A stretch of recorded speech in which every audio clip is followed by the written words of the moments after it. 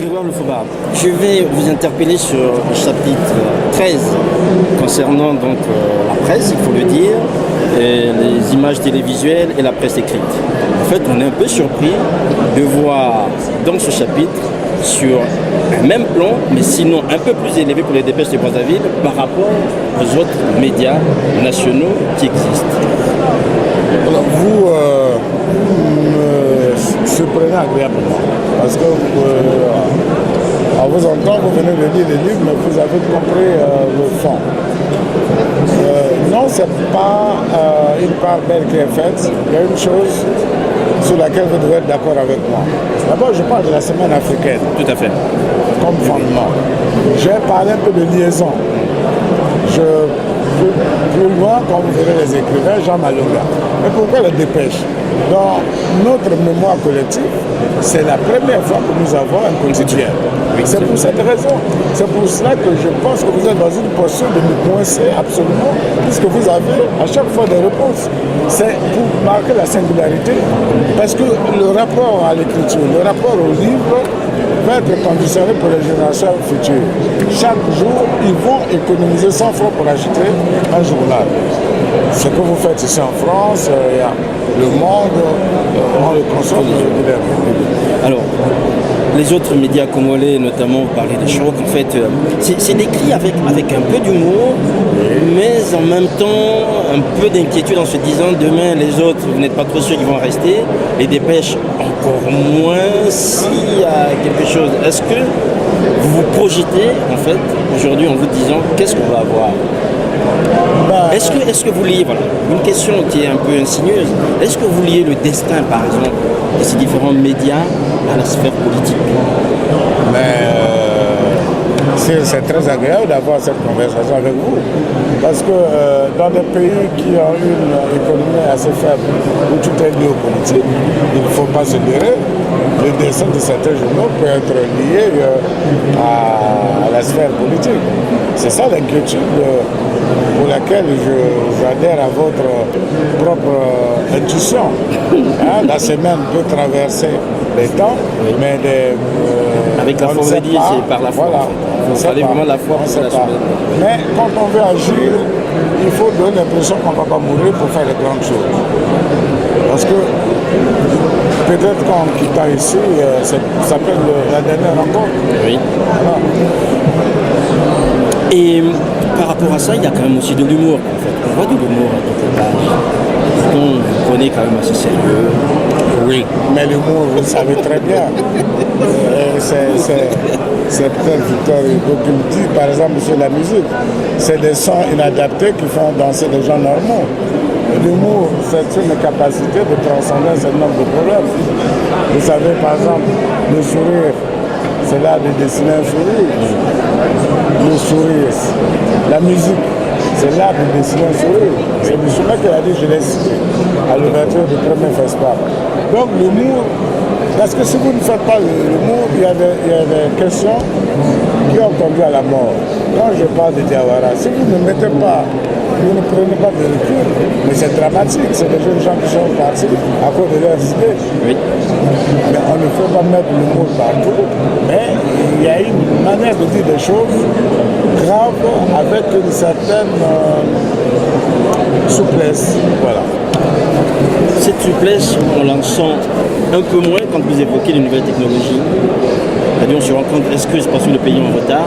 Il n'y a aucune allusion. Il n'y a rien, sinon TRTV. Et sinon, il n'y a rien. C'est comme si ce pays ne vivait pas dans ce siècle, alors que le boom des technologies envahit toute la planète. Très bien, aucune inquiétude. Je parle de Véron Mankou.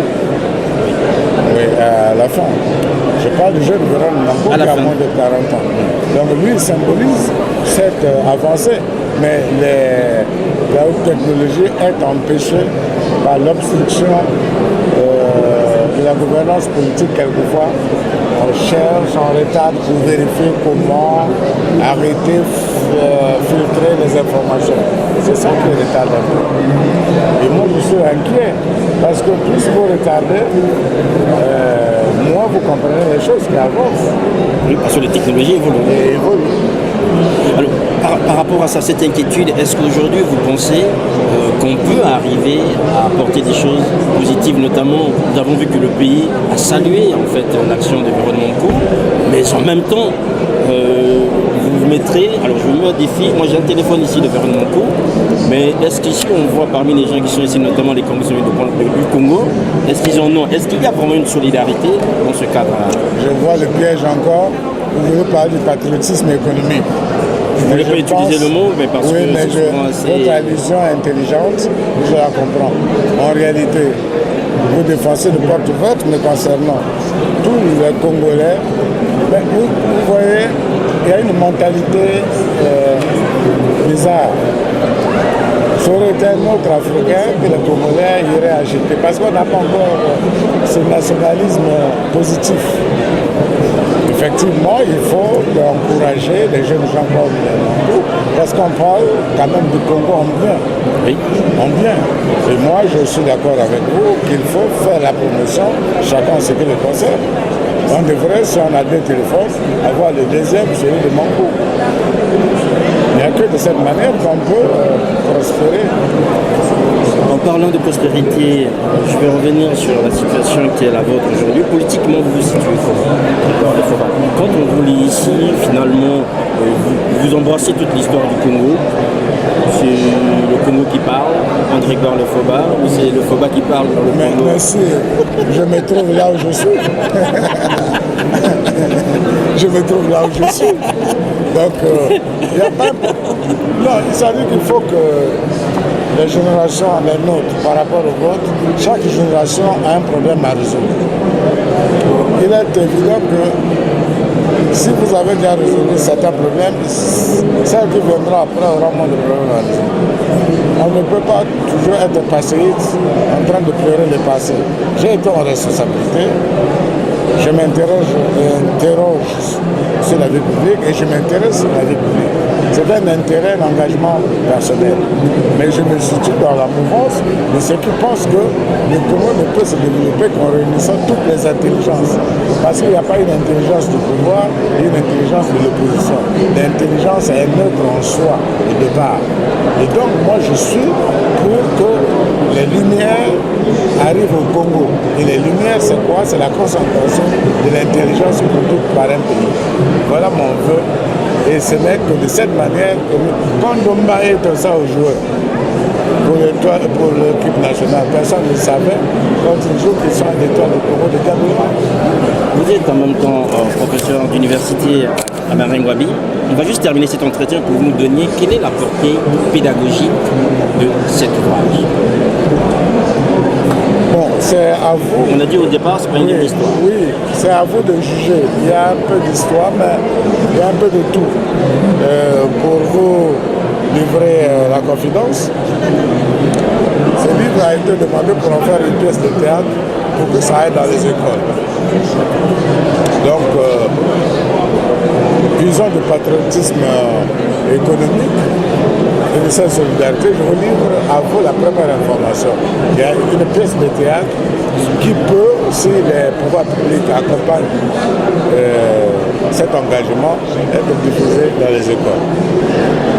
Qu'est-ce que vous avez, derrière le Lefoba, je vais terminer parce que sinon avec vous on ne terminerait jamais. Qu'est-ce que vous avez en fait comme capacité de diluer en fait tous ces moments de douleur dans ce livre? C'est-à-dire qu'on n'a pas l'impression qu'on a connu des drames alors qu'ici on devait avoir des détails, c'est-à-dire avec tout le pathos nécessaire. Mais là on voit quelqu'un qui passe en fait au fur et à mesure. Oui, mais c'est, vous le disiez en conversation non filmée, c'est quand même l'apport de la philosophie. Il faut dédramatiser. Vous avez vu, Loulou est parti dans la violence, Débat est parti dans la violence, Mbabi dans la violence. Tout cela, cette histoire, comment la revivre vraiment? J'ai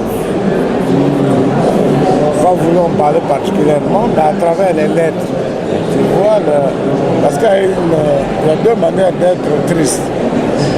Il y a la tristesse qui vous conduit par le poids de l'émotion à rire alors que vous êtes triste. Il y a la tristesse qui vous amène au fond. Or, il faut vivre après. il faut exprimer ses émotions, ses intentions. C'est ce que j'ai essayé de faire. Parce que si nous ne visitons pas l'histoire de notre pays, nous allons léguer un pays déchiré aux générations futures.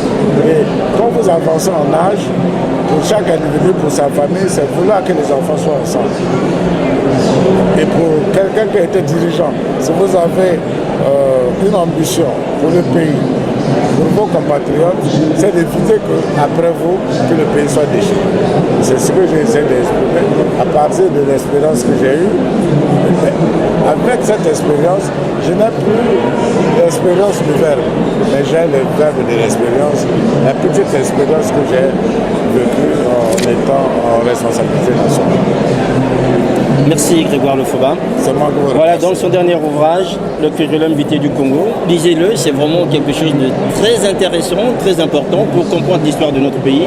D'autant plus que pour l'instant, il n'y a pas de manuel d'histoire dédié à ce pays. Certains s'en plaignent, mais ici déjà, vous avez les prémices et je pense que voilà, vous avez des fragments et je pense que ça renseignera beaucoup de choses, surtout pour connaître quel était le nom de la maman de Rachel Yombi Opango. Vous ne le connaissez peut-être pas, mais ici, vous le découvrirez.